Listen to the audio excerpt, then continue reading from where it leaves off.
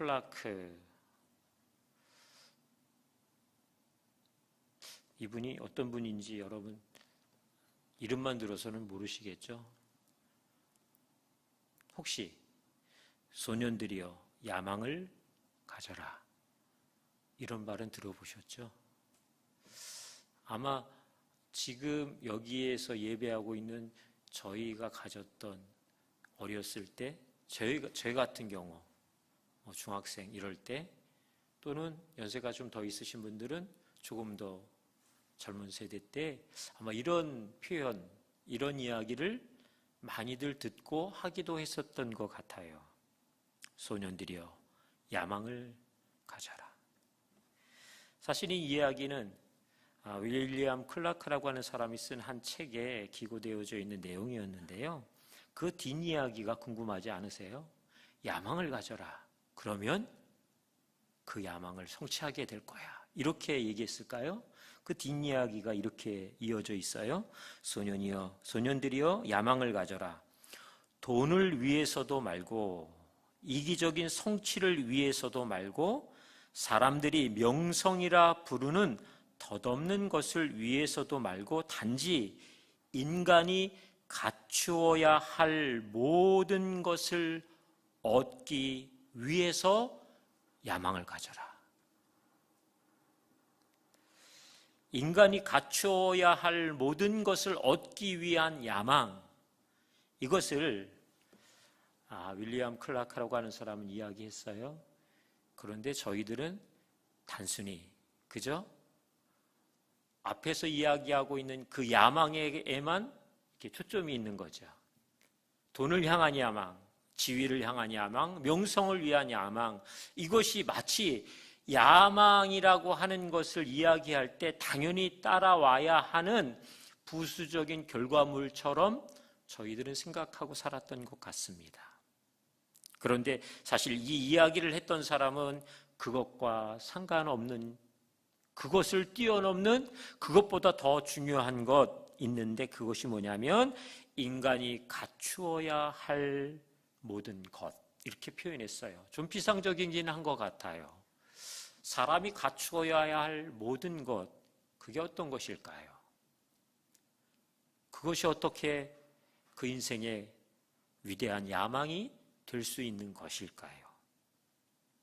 오늘 저희가 읽은 본문의 2절에도 이 야망과 같은 의미심장한 단어가 하나 등장합니다. 2절, 그것이 무엇입니까? 너희를 위하여 내게 주신 하나님의 그 은혜의 경륜을 너희가 들었을 터이라. 은혜의 경륜이라고 하는 말이요.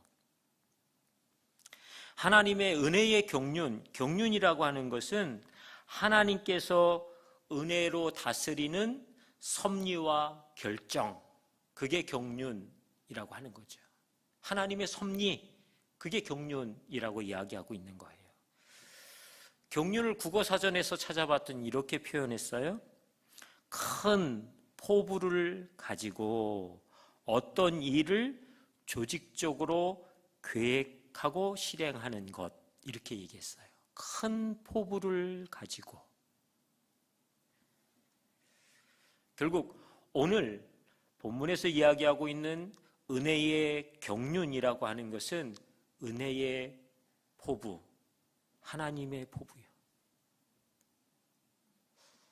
세상 사람들이 야망을 이야기하고 야망, 헛된 잘못되어진 야망의 그늘에 가려 살아가고 있을 때 하나님은 사람이 갖추어야 할 마땅한 포부, 하나님의 마음, 하나님의 꿈, 하나님의 비전을 오늘 본문 에베소서 3장을 통해서 우리에게 이야기하고 있습니다.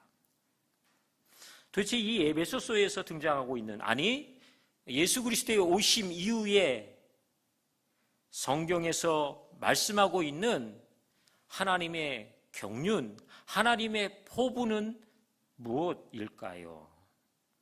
그것을 바울은 이렇게 이야기했어요. 이 포부를, 하나님의 포부를 나도 가지고 있다. 이렇게 해요. 각자마다의 야망을 이야기하지 않아요. 하나님이 품으신 이 위대하고 원대한 포부를 바울, 그는 나도 그 포부를 내 가슴 속에 뜨겁게 품고 있다. 이렇게 이야기하고 있어요. 하나님의 포부가 나의 포부 되어진다면, 하나님의 꿈이 나의 꿈 될 수 있다면, 그죠? 그래서 그런 찬양의 고백이 있는 것 같아요. 하나님의 꿈, 하나님의 비전, 하나님의 생각, 하나님의 마음이 나의 생각되고 나의 꿈되고 나의 비전 되어지는 것, 그것을 그래서 우리는 그렇게 외쳐 부르는지도 모르겠어요. 도대체 오늘 에베소서 3장에 등장하고 있는 하나님의 그 위대한 포부는 무엇일까요? 그건 무엇을 말하고 있는 것일까요? 1절에 이렇게 바울이 이야기하고 있어요. 이러므로 그리스도 예수의 일로 너희 이방인을 위하여 갇힌 자 된 나 바울이 말하거니와. 하나님의 포부가 어떤 포부인데, 어떤 포부이기에 이 포부를 소유하고 있는 바울의 삶의 현실을 그는 오늘 이렇게 이야기하고 있어요. 그리스도의 예수의 일로, 그리스도 예수의 그 일 때문에 라고 하는 거죠. 그리고 또 누구요? 이방인들을 위하여, 이렇게 얘기하는 거예요.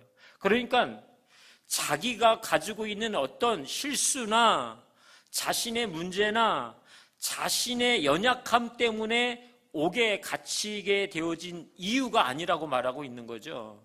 옥에 오늘 그는 갇혀있다라고 말하는데 그 이유는 그리스도의 일 때문이었대요. 하나님의 일을 하다가 옥에 갇혔다는 거예요. 그리고 무엇을 위해서요? 이방인들을 위해서 옥에 갇혔다. 이렇게 얘기하는 거예요. 도대체 이게 뭘까요? 왜 바울은 하나님의 일로 인하여서 그리고 이방인들을 위해서 옥에 갇히는 상황과 그 지경까지 가게 되었을까요? 이게 하나님의 포부와 어떤 연관이 있을까요? 그게 6절입니다. 도대체 하나님의 포부가 무엇인지를 6절은 우리에게 이렇게 설명해 주고 있어요. 함께 이 6절을 읽어볼까요? 이는 이방인들이 복음으로 말미암아 그리스도 예수 안에서 함께 상속자가 되고 함께 지체가 되고 함께 약속에 참여하는 자가 됨이라. 너무나도 당연한 이야기고 마땅한 이야기인데요. 사실은 이 말씀이 선포되는 이 시대에서는 도저히 있을 수 없는 이야기인 거죠. 이 시대의 유대인들에게 있어서 두 부류의 사람밖에는 이 세상에 존재하지 않았어요. 한 부류의 사람은 유대인이에요. 또 한 부류의 사람은 이방인이에요. 그러니까 이방인은 실제적으로 사람으로 인정하지 않을 만큼 저희 나라에도 반상 제도라는 게 있었잖아요. 그죠? 양반과 상민 또는 천민, 그것은 대를 이었어요. 그죠? 그 사람의 됨됨이와 상관없이, 그죠? 그냥 그것은 그 인생에 정해놓은 길처럼 그 삶을 누리고 때로는 그 삶 때문에 죽기도 하며 살아왔단 말이죠. 양반이 상투를 자른다. 이게 굉장한 일이었다.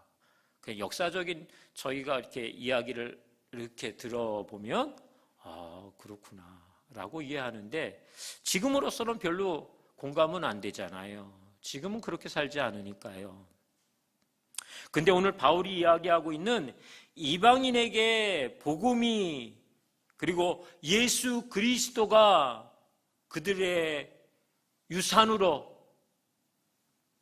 전해질 수 있다라고 하는 사실은 이 시대의 유대인들에게서는 도저히 용납할 수 없는 이야기였던 것이죠.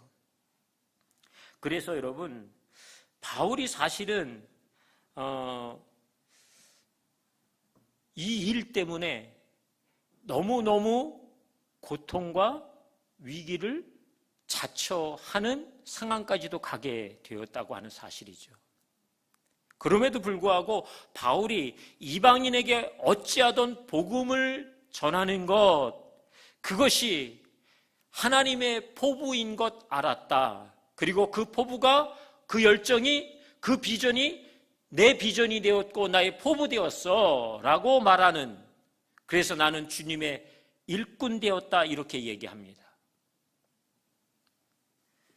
사실은 바울이라고 하는, 아니 사울이라고 하는 이전 바울은, 오늘 그는 예수의 회, 예수 그리스도를 믿는 추종자들을 어떤 방법을 통해서든지 색출해내고 그들을 가두고 고문하고 죽이는 일을 자처했어요. 그리고 그 일을 매우 영광스럽게 여겼고 자랑스럽게 여겼던 인물이었어요. 그 시대가 바로 그런 시대예요. 그죠? 예수 그리스도를 믿는다는 것, 그것만으로도 엄청난 불경인 것이죠. 하나님의 모독인 것이죠. 그런데 이제는 이방인이 하나님을 믿게 된다라고 하는 이야기는 그것보다도 훨씬 심각한 이야기인 거예요. 그런데 그 일을 자처하고 그 일을 위하여 고난받고 매맞고 헐벗고 춥고 줄이고 죽음의 위기의 지경까지 가는 것을 마다하지 않는 이 사람, 무엇 때문에요?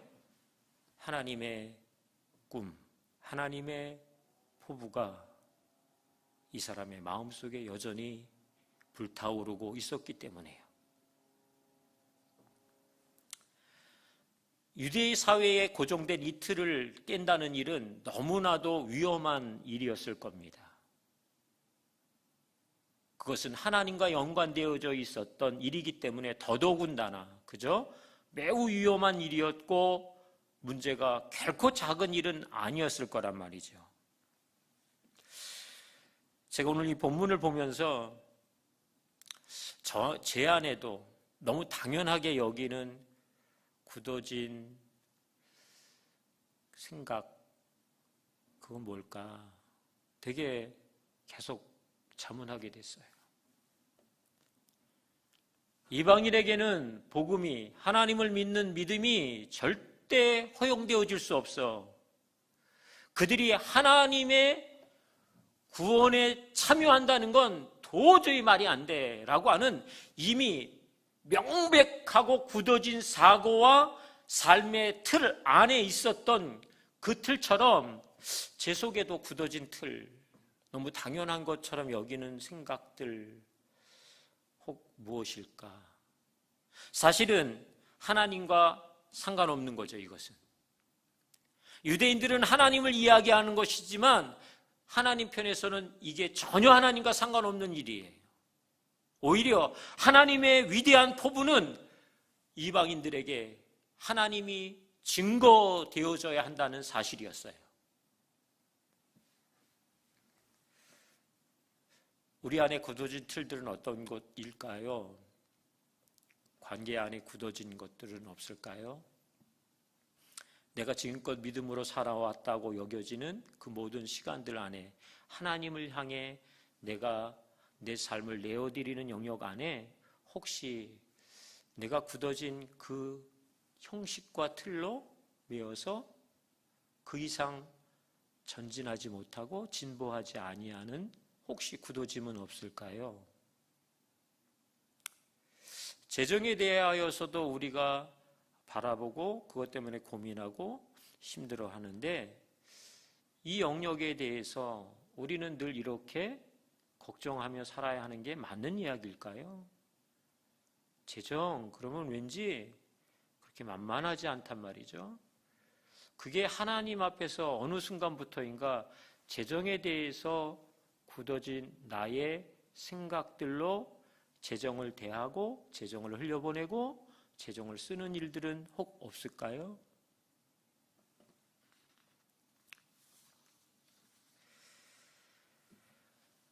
이방인들에게 복음의 문을 연다라고 하는 말도 안 되는 사도 바울의 이야기와 그의 행태 때문에, 그죠? 그는 맨날 눈만 뜨면 이 일을 위해 목숨을 내어놓고 그렇게 뛰어다니고 있는 이 바울을 보면서, 여러분, 이방에 있었던 유대인들이 어느 날인가 모여서 결의를 하게 됩니다. 사도행전 23장 12절 13절인데요.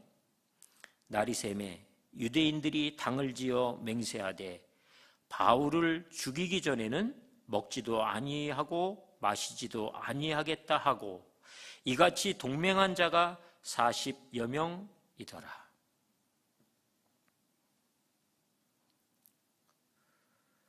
바울이 오늘 하고 있는 이 일이 얼마나 그 사회에 위협을 주고 불편함을 주고 갈등을 만들어낼 수 있는 일이었는지, 결국 40여 명의 사람들이 모여 결의를 해요. 어찌하든 바울을 죽여야 해. 바울을 죽이기 전까지는 내가 먹지도 마시지도 않겠다. 얼마나 불같은 각오예요.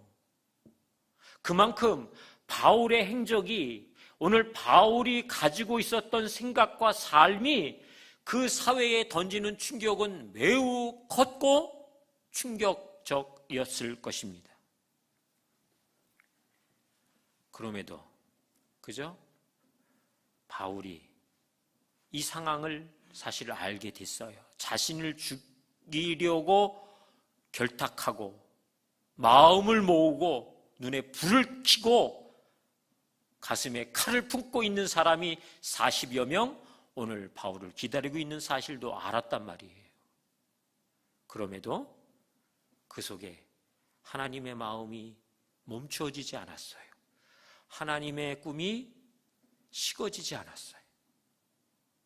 여전히 바울의 가슴을 뛰게 하고 바울을 바울되게 하는 그의 인생의 포부, 그것을 조금도 포기하지 않았습니다. 그리고 타협하지도 않았어요.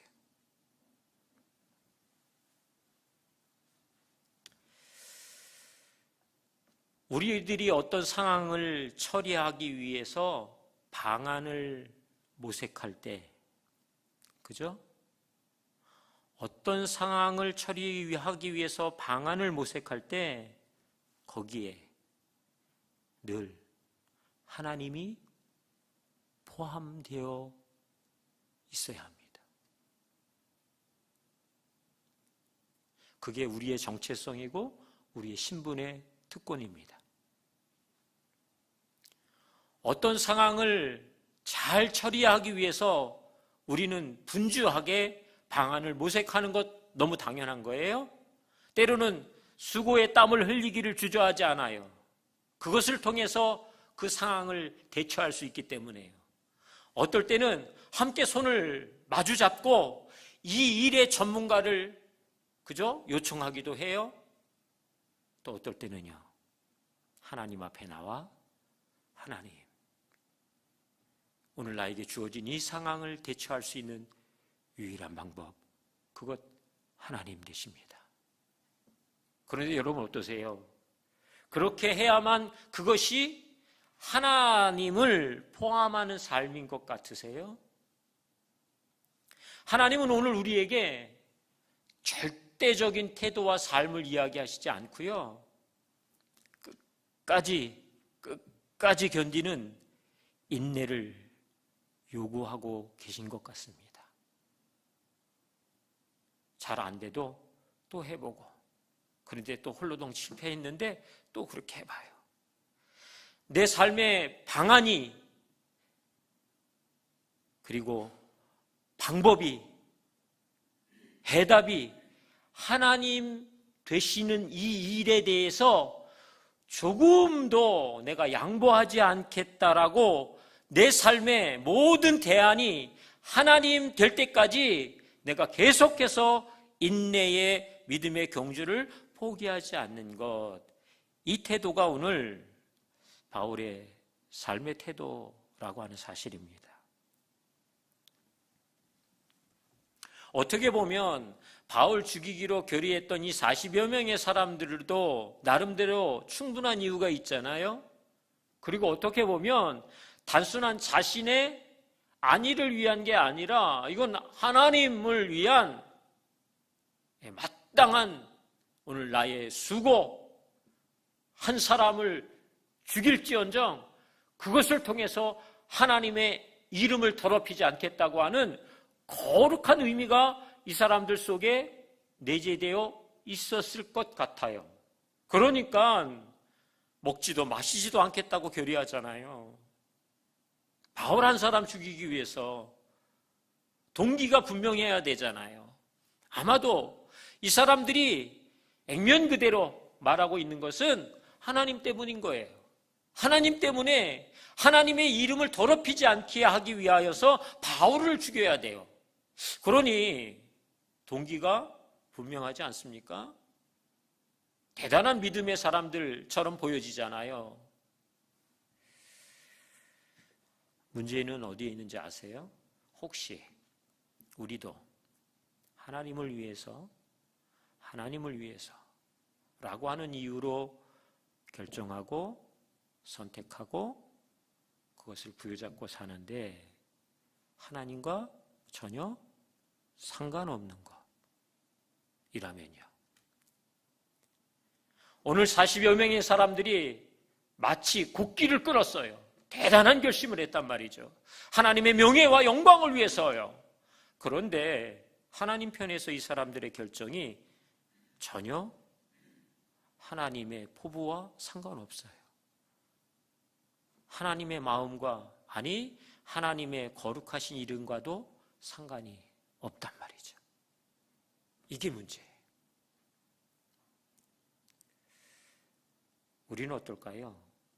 혹시 우리가 하는 모든 상황과 결정과 그리고 대안들이라고 말하는 것들 속에 마치 이것이 하나님을 위해서 하는 수고, 하나님의 영광을 위해서 하는 애씀. 그런데 그 수고와 애씀의 뒷면에 그것이 나의 만족, 나의 자랑, 나의 이름이 인정되어지는 영역으로 확장되어진다면 아마 분명히 하나님은 그것이 나와 전혀 상관없다. 내가 너를 도무지 모른다.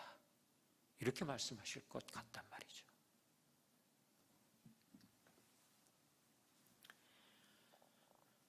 오늘 바울은 하나님의 마음을 그 마음에 품고 어떤 상황과 어떤 처지가 되어져도 그 꿈 놓지 않았단 말이죠.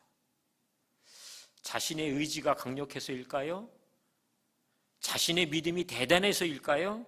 7절, 이 복음을 위하여 그의 능력이 역사하는 대로 내게 주신 하나님의 은혜의 선물을 따라 내가 일꾼이 되었다. 내가 하나님 나의 꿈 삼을 수 있었던 이유, 하나님의 포부가 내 포부 되어질 수 있었던 중요한 이유, 그래서 모든 상황을 오늘 뛰어넘어 한 걸음씩 전진할 수 있었던 충분한 이유, 그것은 성령의 그 역사하시는 능력이 내 삶 안에서 계속되어지고 마르지 않기 때문이다. 그리고 하나님이 나에게 주신 은혜의 선물 때문이다.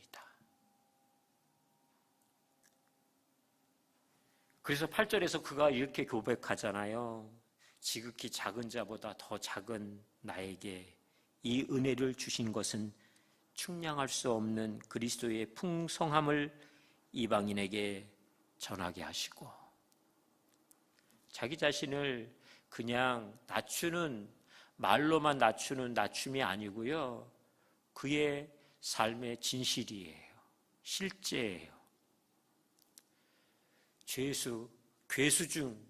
죄수의 왕 중의 왕이다 이렇게 얘기할 만큼 자신의 죄악됨과 하나님 앞에 잘못되어진 삶의 결정을 가지고 지금껏 살아왔는데, 그런 나에게 그리스도 예수를 만나는 은혜의 선물 주시고, 그 은혜의 선물뿐만이 아니라 내 삶에 매일 능력으로 역사하시는 그 역사하심을 따라 내가 이제는 그 은혜의 풍성한 것을 나만 누리지 않고 이 은혜의 풍성함이 필요로 한 모든 사람을 향해 오늘 내가 내 삶을 드린다. 그게 하나님의 일꾼 되어진 바울의 고백입니다.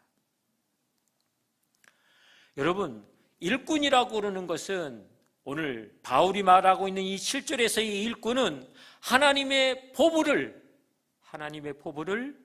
실행하는 사람, 하나님의 포부를 시행하는 사람, 하나님의 포부를 살아내는 사람, 그 사람이 하나님의 일꾼이라고 말하고 있는 것입니다.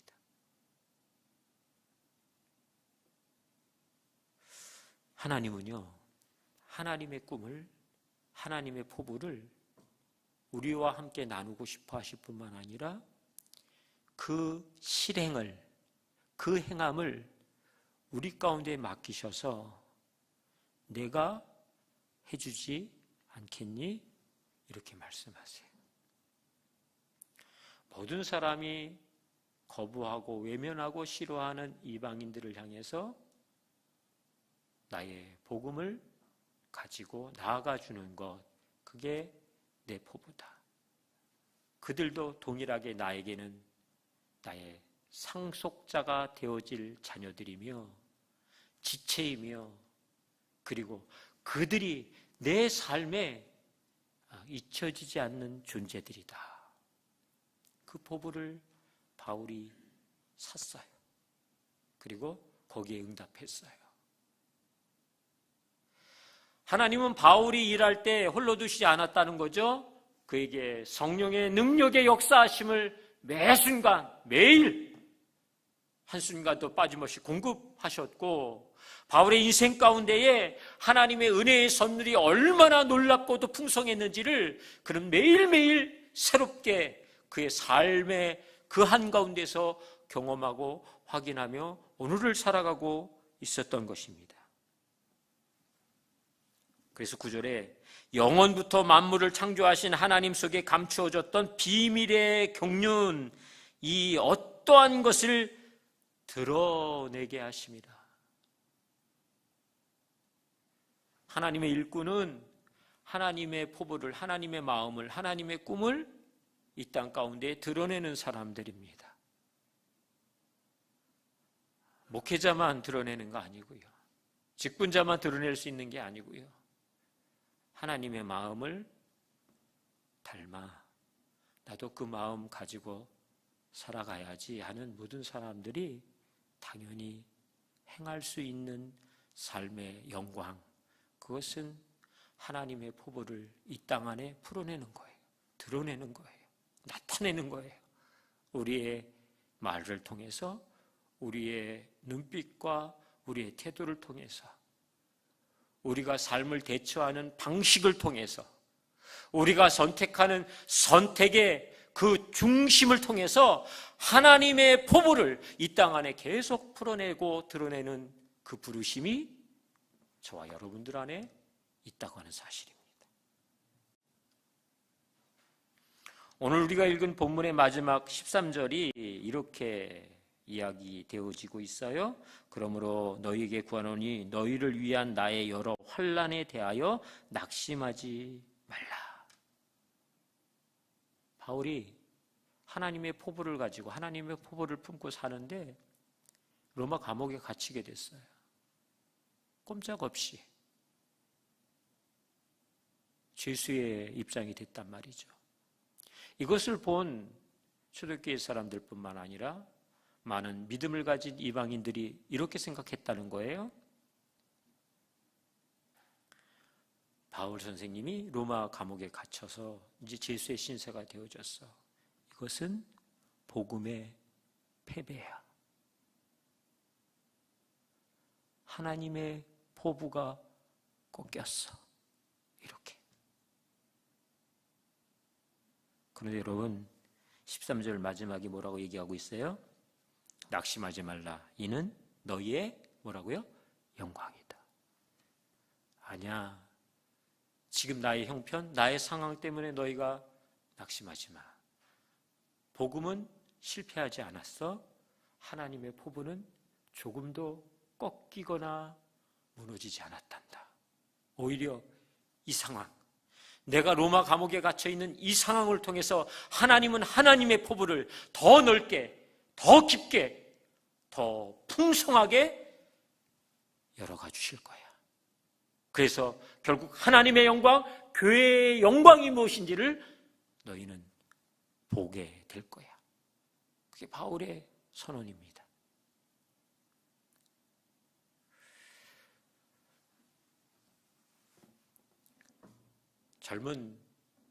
마치 한참 젊었을 때에만 꿈을 갖고 원대한 포부를 품고, 그거 아니고요. 지금이요. 오늘이요. 이곳에서 나를 향한 하나님의 포부가 무엇일까요? 나를 통해서 하나님이 꿈꾸고 그리고 이 땅 가운데에 나타내기를 원하시는 하나님의 마음은 어떤 것일까요? 이거를 우리가 좀 물었으면 좋겠습니다.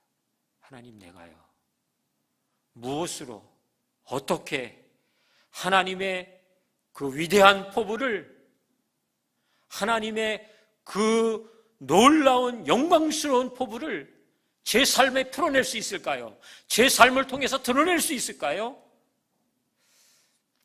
이걸 좀 묻고 하나님이 말씀하시면 어떤 영역으로든 그것에 우리의 삶을 올려드릴 수 있다면, 이런 포부 하나쯤 가지고 나의 삶을, 남은 삶을 달려갈 수 있다면 참 너무 좋겠다.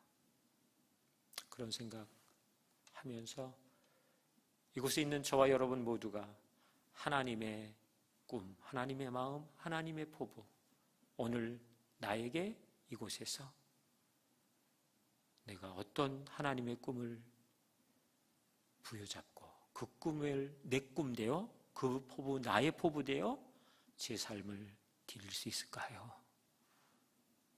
여기에 우리의 마음의 문을 활짝 여는 저와 여러분 되셨으면 좋겠습니다.